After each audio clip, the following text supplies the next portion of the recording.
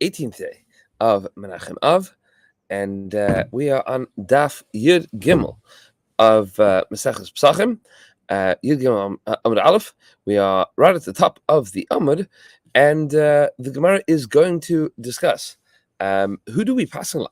We saw the Mishnah and an opinion of Reb Meir, the opinion of Rabbi Yehuda, and the opinion of Rabban Gamliel. What exactly is the beginning time and end time of Achilas Chametz, of Shreifas Chametz, whether or not there is a difference between Chulin and Truma with regards to Erev Pesach, this and more. The Gemara is going to be discussing on today's Amud. Right at the top of the Amud, just line and a half down, says the Gemara as follows: Amar Rav Nachman, Amar Rav. Says Rav Nachman in the name of Rav, Halacha ke Rabbi Yehuda. The halacha is like the opinion of Rabbi Yehuda. Rabbi Yehuda, who said that you eat for the first 4 hours of the day, you wait during the 5th hour, and you begin burning chametz at the beginning of the 6th hour. Amalei Rava le Rav Nachman, says Rava to Rav Nachman v'nema mar halacha ke Reb Meir. But why don't say that the halacha is like Reb Meir? Why would you want to say that the halacha is like Reb Meir? Says the Gemara, because the stam lan tana kavase, because we have a stam mishnah that goes in accordance with the opinion of Reb Meir. We have a general principle in paskening in Shas. This is one of the amudim that is definitive with regards to how do we pasken questions between the Tanaim in Shas. One of the ma'alchim that we have is called that a stam mishnah. If you have a mishnah that has a machlokas, and then achar kach stam, and then later on we have a mishnah that goes in accordance with one of those opinions, but is unnamed. There's an unnamed mishnah that's a stam mishnah, just the way that Rabbi Yehuda, unless he taught the mishnahs, so he taught the machlokas, Rabbi Yehuda and Reb Meir, and then later he said a stam mishnah, and that goes in accordance with Reb Meir. That seems to be that that's a dead giveaway that Rabbi Yehuda Anasi is telling us that we should pasken like Reb Meir in this case. Titnan, what is this price that the mishnah that goes in accordance with Reb Meir? Titnan kol shashu mutar lechol machel. Any time for all the hours that it's mutar lechol, that it's mutar to eat, machel, one can feed your animal as well. And what it sounds like is that there's no period of time that it's not mutar lechol, meaning you are wanting to feed your animal, so feed your animal all the time that you want to feed your animal, and that's all the time that you can eat as well. Meaning there's no period of time where there's no, you can't eat and you can feed your animal. Says the Gemara, no. How you love stamho? That's not a stam. Mishum dekasha mutar, because we have a problem with the word mutar. And Rashi points out here, and so with seeing the Rashi inside, Rashi points out Peper kol shah makshilin kol shah she'oichel machil mibayale. In the Peper kol shah, the Gemara asks the question, meaning we are referencing a debate that we have in another place, that any time that it says kol shah she'oichel machil, it shouldn't say kol shemutar lechol. It should say kol she'oichel, all the time that you eat, not that you're allowed to eat. What do you mean that you're allowed to eat? All the time that you eat. Machil, you're allowed to feed an animal. Says Rashi, mutar, and the word mutar, mashma kol shemutar adam acher lechol. It sounds like as long as someone else is allowed to eat, machil zeh ha'asur lechol. This one that is not allowed to eat is allowed to feed the animal. Because of the stress of this question, the pressing nature of this question, the Gemara has already established that this Mishnah is in accordance with the opinion of Rabban Gamliel and not the opinion of Reb Meir. This is what it means, says Rashi. For as long as the kohen is allowed to eat truma, Yisrael chulin behema. Then a regular Jew is allowed to feed truma to chulin to his behema. That would be the intermediate time period. That it sounds like the Stam Mishnah is not in accordance with the opinion of Reb Meir. Says the Gemara, okay, now that we know that the Stam Mishnah is the opinion of Rabbi Gamliel, so Neim Amar, why didn't Rav Nachman say halacha Rabbi Gamliel? Because the Stam Mishnah goes to Rabbi Gamliel. The Havale Machriya, he is the Machriya, he is the Pshara, he's the you have a Machlokes Reb Meir, and you have a Machlokes Reb Meir and Rabbi Yehuda. Reb Meir says that you can eat up to the 4th hour. Rabbi Yehuda says you can eat up to the 4th hour and wait the 5th hour, and Reb Meir says you can eat all the way until the end of the 5th hour, and you stop at the 6th hour. The shaila is the 5th hour of the day. There's a Machlokes. And comes along Rabbi Gamliel and makes a pshara. He says for chulin you cannot eat, and for truma you can. So he is in between. He is somewhat like Reb Meir and somewhat like Rabbi Yehuda. So we have another principle that the halacha should be like the divrei machriya, the one that makes the pshara between them, the one that makes some kind of compromise. Amar lei, Rav Nachman says no. Rabbi Gamliel lav machriya. Rabbi Gamliel is not a machriya. He's not making a compromise. Tam denafshei kamar. He is saying his own rationale here. This isn't Rabbi Gamliel saying I've got two opinions and I don't know what to do. I'm going to be the opinion in between. No. He fundamentally thinks that you should be eating until the end of the 4th hour, unless it's truma, in which case you have an extra hour. Maybe you could say Rav da Amar ki haytana. When Rav said that the halacha is like this Tana, so like the opinion of when he said it's like the opinion of Rabbi Yehuda, maybe that's not what he meant. Maybe it's the opinion of this Tana over here. The Tanya, the Brisa says, Arba Asar Shechal Dias b'Shabbos. We have an Erev Pesach that falls out on a Shabbos, like we had this year. Mevarin es hakol lifnei Shabbos. You have to destroy all of your chametz before Shabbos. V'sofrin trumas timeas, and you burn the trumas timeas, the trumas that have become tamei, tziluyos, those that are safek tamei, safek tahar, utaris, and even the ones that are tahar, meaning all of the trumas, you're going to burn them. Umisharin mina taharis, and you are going to leave behind from the produce that is tahar, mazon shtei suudos, enough food for 2 meals, k'dei lechol ad arba shas, so that you can eat them until 4 hours. That's the opinion of Rabbi Yehuda in our Mishnah. Says the Gemara, and this is Divrei Rabbi Elazar ben Yehuda ish Bartusa. This is the opinion of Rabbi Elazar ben Yehuda from Bartusa. Sha'amar mishum Rabbi Yeshua, that said in the name of Rabbi Yeshua. Meaning, Rabbi Yehuda seems to be in accordance with this brisa, and that's what Rav was talking about when he said we pass on Rabbi Yehuda. It's because I have a brisa of Rabbi Elazar ben Yehuda ish Bartusa that said in the name of Rabbi Yeshua. That is the same opinion as Rabbi Yehuda of our Mishnah. Interesting and important to point out, because this comes out whenever there's an Erev Pesach Shechalias Shabbos, what to do for Shalosh Shudas. This brisa does not talk about Shalosh Shudas. It says Meshayim min ataris mazon shtei suudas. You only have 2 suudas to finish eating until ad k'dei lechol ad arba shas, to finish by the 4th hour of the day. If you take a look at Rashi here, it's a very instructive Rashi. Rashi tells us mazon shtei suudas v'loy shalosh, not 3 suudas. The chol shalosh suudas the Shabbos arvis shachos mincha, that you need to eat 3 suudas of on every regular Shabbos, which is arvis at night, shachos in the morning, and mincha in the afternoon. The Erev Pesach, and on Erev Pesach also lechol min mincha lamala, like we'll see in the 10th parak, that from Erev Pesach you are not allowed to eat a suda from the mincha and onwards, meaning that there is no obligation for eating 3 sudas on the Shabbos. This is raya to the opinion that we later found was the Meiri, and was quoted by the Aruch HaShulchan, that there's no chiv of Shalosh Sudas at all on Erev Pesach Shechalias Shabbos. That would probably get us out of all of the halachic conundrums. Nevertheless, I guess to try to eat some kind of Shalosh Sudas, but it seems to be from this brisa that you only eat 2 sudas on such a Shabbos. Amrulai, they said to him, Taharis lo yisrafu, lo yisarfu. The Taharis should not be burnt. Don't burn the Taharis. Shema yimsulahem eichlin. Maybe you're going to find the kohen to eat them. Why would you burn your trumas taharis? You separated your trumas, and you haven't had a chance to give them to a kohen.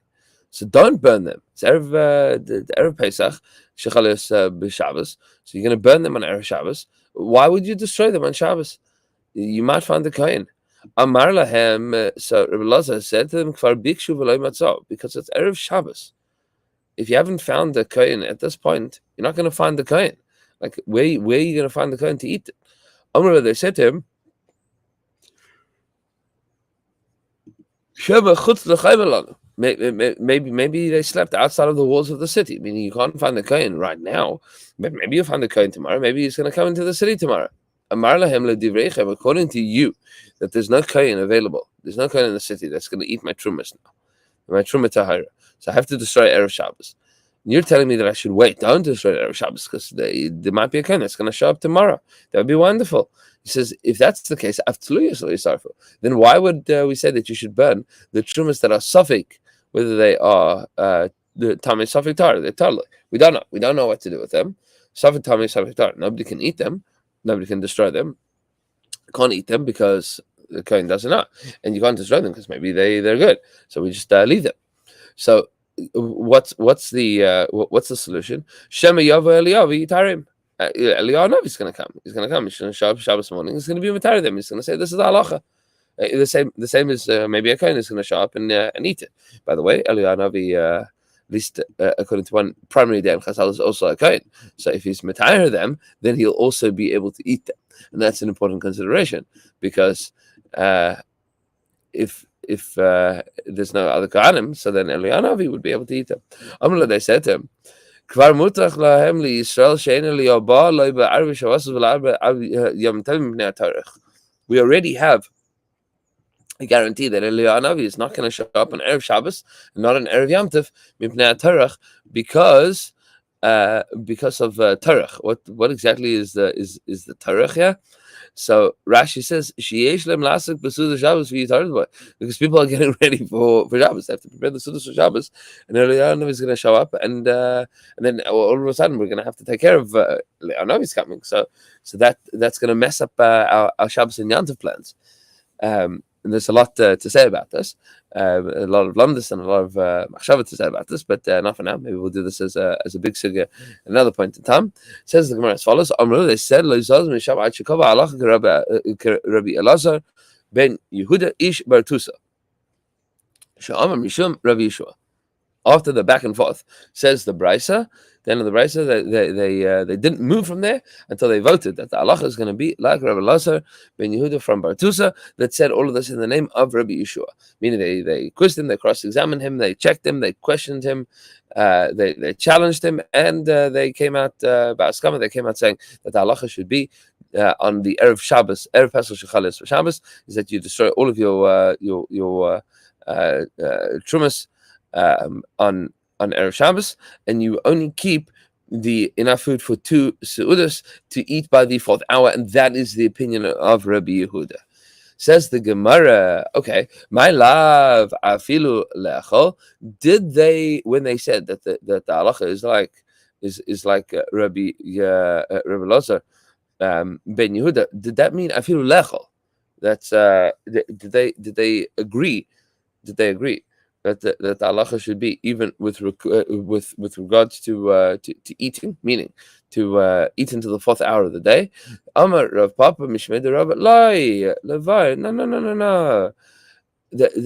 When they said to that the halacha is like Rabbi Lazar, Rabbi Lazar ben Yehuda, Ish Bartusa, that was not about the time period. That was just the halachas of burning the chametz. So this is V'av Rebbe Savar La Kahadar of Nachman, and Rebbe also held like the opinion of Rav Nachman. What's the opinion of Rav Nachman? The opinion of Rav Nachman that we had said that the halacha is like Rabbi Yehuda. The Amar Rabin Bar Rav Ada Maisa. So, meaning we want to know when the Chachamim voted on it, did they agree that it should be for eating or just for burning? They said no, maybe it's only for burning. And then the Gemara says, but Rabbi Yehuda Anas himself held like the opinion of Nachman. Obviously, Rabbi Yehuda Anas came before Nachman, but Nachman said that the halacha is like Rabbi Yehuda. So Rabbi also thinks that the halacha is like Rabbi Yehuda. The Amar Ravin bar Rav Ada, Ravin bar Rav Ada says, "Ma'aseh ba'adam echad shivkid di sakya melea chametz." You have a certain individual that left a sack that's a sack, a saddlebag from like a donkey saddlebag. Melea chametz, etzel Yochanan Chakaka. He left this saddlebag that was filled with chametz. He left it by Yochanan Chakaka. Nakvua achbarim, and mice came and they bored into this sack. And the chametz is pouring out. So he's got the saddlebag filled with chametz, and a certain individual had left this by Yochanan Chakaka. And that is chametz. This is like every Jewish wife's biggest nightmare. Somebody shows up with a sack of chametz and now it's spilling over your house. So Rabbi, and he comes in front of Rabbi. Shah Rishona, the first hour, this is Erev Pesach. Erev Pesach, nightmare. Shah Rishona, the first hour, Amalai said, Hamtain, wait. Shnia, the second hour, Amalai, Hamtain, wait. Shlish is the third hour of the day, Amalai, Hamtain. Imagine these guys knock back on the door. What am I supposed to do, Rabbi? What am I supposed to do? No, wait. By the revius, by the fourth hour of the day, Amalai, Hamtain. Wait, Chamish is the fifth hour of the day. Amalai tzei umachra b'shuk. Go and sell it in the marketplace. Meaning, get rid of it. Go and sell it in the marketplace, because this is a pigadon. You have something that doesn't belong to you. So if it doesn't belong to you, you can't eat it and you can't destroy it. So what are you supposed to do with it? So by the fifth hour of the day, he says tzei umachra b'shuk, meaning up until the fourth hour of the day, don't go sell it in the shuk, but by the fifth hour of the day, by 10 a.m., now you are going to go and sell it in the shuk. What's the reason that he says hamtein these 4 times? So Rashi points out here, hamtein, the first consideration is shema yav v'yachal balav. Maybe the guy that left it by you is going to come and collect it. He's going to collect it at Pesach, and he's going to eat it. But the fifth hour, because even if you've waited this long, he's not going to be able to eat it. That's where we see that the halacha is like Rabbi Yehuda. By the fifth hour of the day, he can't eat it. He says, go and sell it in the shuk. Why? Because it's still mutar b'hana, meaning that's the delta, right? Between 10 a.m. and 11 a.m. on Erev Pesach, you cannot eat chametz, but you could still benefit from the chametz. You're allowed to still own it. So go and sell it, get the money, and then you'll be able to give the money back to the owner. Says the Gemara, my love, who says that this is the opinion of Rabbi Yehuda. Says the Gemara, my love. Why don't we just say that this story of Yochanan Chakaka is legaim? You should sell it to gaim, Rabbi Yehuda, like the opinion of Rabbi Yehuda, meaning that's who he'd be selling it to. It's also ba'achila. It's mutar b'hana. Amar Rabbi Yosef, says Rabbi Yosef, lowly Yisrael. No, you can sell it to a Jew, and this is the opinion of Rabbi Meir. Meaning by the fifth hour of the day, go and sell it to a Yisrael. Yisrael can eat it. So Abaye says to me, Yisrael, so if it's for Yisrael, meaning if he's selling it by the fifth hour of the day, so he says you go and sell it to a Jew. He says if that's true, so why shouldn't he just take it and say okay, and then I'm going to pay the money back? Says the Gemara, no, this is a separate concern. Mishum chashada, because then this is what they say today, this is a little bit sus. It's suspicious. All of a sudden, what happened to Yochanan Chakaka is going to say to the guy, what happened to your chametz? It spilled out, so I decided to eat it, and he has the cash for it. So it looks like you were dipping into the pigadon. The Tanya, we have a brisa. This is a fundamentally important brisa. Gabei tzedakah she'ein lahem aniyim lechalek. If you have a gabei tzedakah, there's somebody that is collecting tzedakah that doesn't have any aniyim available to give out the tzedakah to today. So parton le'achirim, you can switch out the coins. You can change the coins with other people. Ve'ein partim la'atzman, and you are not allowed to switch out the coins. Meaning you're not allowed to exchange the coins. You can't break the 50 by yourself. You can have somebody else break a 50, but you cannot break a 50 yourself. Why? Because it looks suspicious when the Gabbai Tzedakah is sticking his hand into the bag of Tzedakah in order to take the money and do a money exchange. Says the Gemara, it says the Brisa further. Gabbai Tamchui, the Gabbai of the soup kitchen, She'en Lahem Aniyim L'Chalek, is the end of the day. You don't have Aniyim to give out to. You've already fed everybody, Baruch Hashem. So Mochel Le'achirim, you sell it to someone else, but don't sell it to you, meaning don't sell it to yourself. Don't say, okay, well, I guess it's leftover fruit from the soup kitchen. I'll take it home and I'll put the money in the poshka. Mishum Shenever, the pasuk says, Vayisim Nikim Me'Hashem Yisrael. Pasuk says in Bamidbar that you should be naki, you should be clean from Hashem and from Yisrael. Meaning, not just that you're not allowed to steal, but that you need to make sure that the Jewish people don't think that you are stealing either. Amarle. So they said, Amar Rav Ada Bar Matan, Rav Yosef, Rav Ada Bar Matan says back to Rav Yosef, who had wanted to suggest maybe this Bryce was the opinion of Rebbe Meir.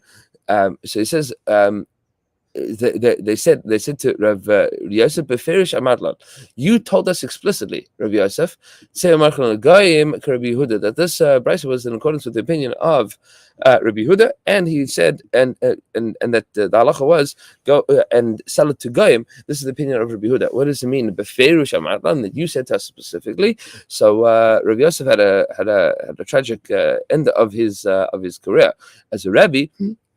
Rashi tells us, Rav Yosef chalav v'shachar Talmuda. At the end of his life, it sounds like he had dementia. He was sick and he forgot some of his Talmud, forgot some of his learning la'achar zman. And later, when he would still sit in the church, he was learning. So kshaya machlev dvarav, when he would say when he would switch over, like he would get confused between the shittas, he maskirin oisa talmidav. His talmidim would say to him, "Kach limatanu b'rishon." No, Rebbe, you taught us that the halacha is like this. So his talmidim were able to set the record straight by it, and they said, Rebbe, this is how you taught us. Amar Rav Yosef said, this is Kiman Azla Shmaz the Rebbe. Who does it go according to this opinion of Rebbe? Karabba Shimon ben Gamliel. This goes in accordance with the opinion of Rabbi Shimon ben Gamliel. Meaning this whole story of Yechanan Chakka goes like the opinion of Rabbi Shimon ben Gamliel did not. Hamavkid Peres Eitzel Chaver, a person that leaves fruit by produce by his friend. I feel him avudim, even if they are lost. Lo yigabahem. You should not touch them. Rabbi Shimon Gamliel says, you should sell them in front of the Beis Din because of Hashavas Aveda. Meaning, the Tanakama in this brisa says you shouldn't touch the produce even if it's about to rot. Rabbi Shimon Gamliel says, no, don't let it rot. What you should do is take it to the Beis Din, sell it in front of the Beis Din, and then you'll be able to become the halacha of Hashavas Aveda because the produce is going to rot anyway. You'll be able to restore the money. Abaye says, didn't we say about this? And that challenge is going to take us on to the next Amud. Be'ez Hashem Yisbarach. We will continue with that tomorrow morning, 6:15. Looking forward, Be'ez Hashem Yisbarach, to seeing everybody there. Have yourselves a marvelous day, beautiful day, and we will see you tomorrow.